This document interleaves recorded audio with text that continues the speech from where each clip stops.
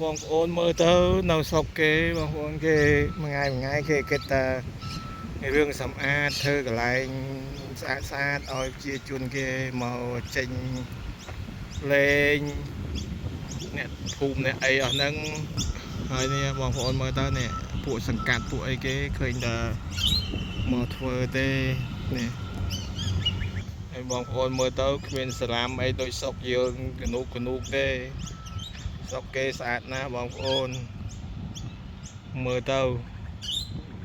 មិនបាច់តែមនុស្សទេសូម្បីតែសត្វហ្នឹងក៏គេធ្វើកន្លែង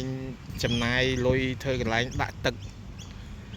ឲ្យវាមុជឲ្យវាផឹកដែរតែថ្ងៃក្តៅតិចវាចុះមកមុជមកផឹកហើយបងប្អូនកន្លែងគេចាក់ឡើងស្អាតតែម្ដងមើលទៅបាទ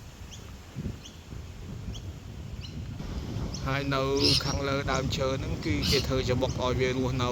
បងប្អូនឲ្យសត្វរស់នៅមករស់នៅដូចមនុស្សចឹងបងប្អូនដូចថាចុងអាទិត្យចុងអីបងប្អូននាំ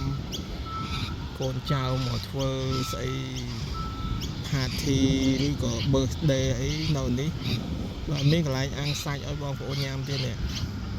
បើគ្មានគិតថ្លៃ1រៀលទេទី3ឯណោះបាទកន្លែងអាំងសាច់ផងវានៅនេះក៏មានមួយទៀតដែរនេះហើយនៅខាងនោះក៏មានទៀតដែរបាទនេះ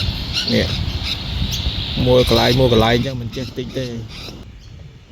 អ្វីដែលគេធ្វើហ្នឹងគឺសម្រាប់អ្នកភូមិនេះឯងបងប្អូនពេលចុងអាទិត្យចុងអីចឹងគេចេញមកកំសាន្តចឹងទៅក្នុងនេះចឹងទៅបើគេធុញនៅក្នុងផ្ទះតែដោយសារប្រជាជនស្រុកនេះមនុស្សភាគច្រើនគឺមានការមមាញឹកក្នុងការធ្វើការបាទពុំសូវមានអ្នកចេញមកលេងអីទេមានតែថ្ងៃសៅរ៍ថ្ងៃអាទិត្យអីទេបាទ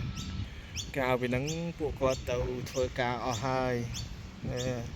មិនដូចនៅស្រុកយើងមនុស្សទំនេរច្រើនបងប្អូននៅស្រុកនេះអត់សូវមានមនុស្សទំនេរទេមានដែរក៏ប៉ុន្តែវាភាគតិចទេមនុស្សទំនេរ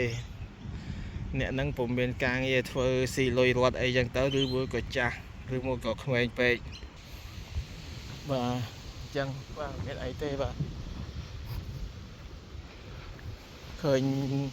ទេភូមិស្អីស្ងាត់ឈឹងអត់មានមនុស្សទេបងប្អូនពួកគេទៅធ្វើការអស់ហើយបាទ